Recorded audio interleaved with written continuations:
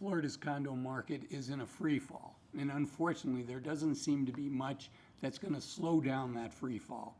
So in today's video, I want to share with you what's happening, what's causing it, and what are the lessons that you and I can take away from this. So let's jump in.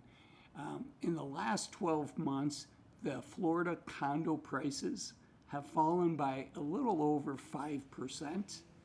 And currently, Florida has 8 months of inventory of condos available. Now that's a lot of inventory, and a 5% price drop may not seem that much, but in today's market where many regions of the country are going up, Florida's actually going down. So that's a really bad thing, and unfortunately, I think it's going to get worse. So let's talk about what's driving it and why I think it gets worse before it gets better.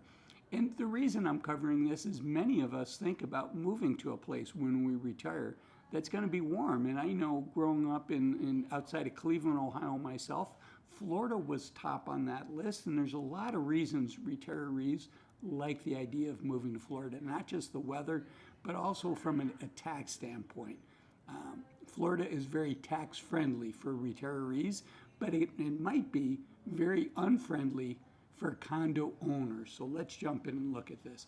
So one of the things that's driving this change is there was a catastrophe, I believe it was called the Seaside Condo, several years ago, where some of the maintenance on a building kept being deferred, and unfortunately the condo collapsed, and many people died in that collapse. And so the Florida legislature said, we're never going to have this happen again. And so they passed rules saying that condos above a certain age and within a certain distance from the ocean and above a certain height, that they had to issue building health reports, the structural health of the building, and they could not defer that maintenance. They had to come up with a plan to do it. So that's one of the things that started to drive prices lower. Now there's a lot of factors, I'm going to go into them. But because of that, now there's these special assessments. Many HOAs have been putting off maintenance, and now there's special assessments. And it's not uncommon to hear people say, they're getting a special assessment of $20,000 or $100,000. So if you bought a $400,000 condo, you put $100,000 down, you borrowed $300,000.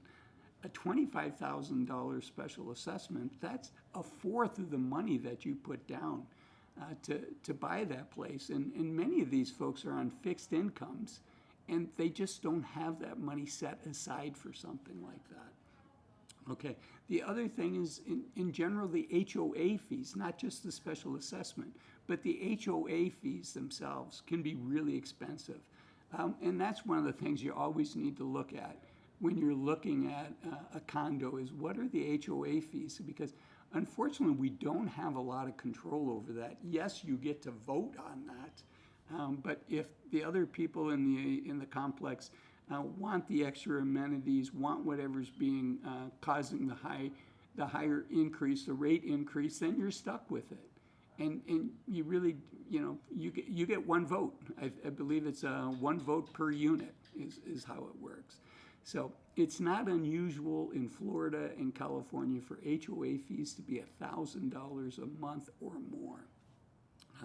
The other thing is property insurance. Property insurance has homeowners insurance has risen so quickly in Florida because of all the natural disasters. In the recent past, their insurance rates have increased by 25%. And USA Today says that Florida has the highest homeowner insurance rates in the nation, and it's about 4 times what the national average is. So think about, if you don't live in Florida or California, think about what you pay for homeowners insurance and then multiply it by 4. Okay, another reason that the home prices are coming down is because many of these condos were bought by people, snowbirds, I believe is the term, people that wanted to go down in the winter, but they weren't full-time residents. And they just said, it's just not worth the extra cost now that homeowners insurance is high, now that the HOA fees are higher, and with a special assessment, they just said enough. and they just want to sell that property. They just want to be done with it, right? Florida tends to attract older people for the reasons I mentioned earlier. And older people, we just don't want the hassle. I fall into this category as well, right? I want to simplify my life. So there's people that normally would not be sellers because they don't think that the current market value is a reasonable price, but they're motivated by other factors as well. One of them just being, they don't want to invest the money in their winter home, and they just don't want the hassle anymore. So they're willing to take a loss on the house. Okay, another factor is just in general, nationwide. I think people are being more cautious on real estate. I lived for 30 years in Utah when I sold my home. It was in the middle of the pandemic, and the very first people that came to look at the house, they put in a full price offer. My wife and I were very fortunate, and we're grateful that we were lucky on the timing standpoint. But it was a full price offer because they didn't want to get into a bidding war, and they wrote us a really nice letter about them and their family and their intent to, stay in the neighborhood, and their kids are going to school in the current school system. So they really worked hard to persuade us to sell the house to them as opposed to somebody else, or as opposed to getting into a bidding war. So, those days I think are behind us, at least for a while, and probably, there are cycles. Real estate tends to go in 20-year cycles. I think we'll come back to that at some point, but it could be 10 years or more. I don't know. I'm not a real estate expert. I'm talking about this topic because many people, as they enter retirement, think about relocating, and Florida's at the top of that list for a lot of people. The next thing is, people are just nervous about the stock market. So while people today might say, many people might say, well, if I want to retire someplace in 5 years, 7 years, 10 years, maybe I should buy some real estate there now so that I don't get priced out later. But it's harder to do that when you're nervous about the stock market, when you're nervous about the economy, and you're not feeling as wealthy as maybe many of us felt a year ago, 2 years ago. Okay. So what do I think is eventually going to happen from all of this?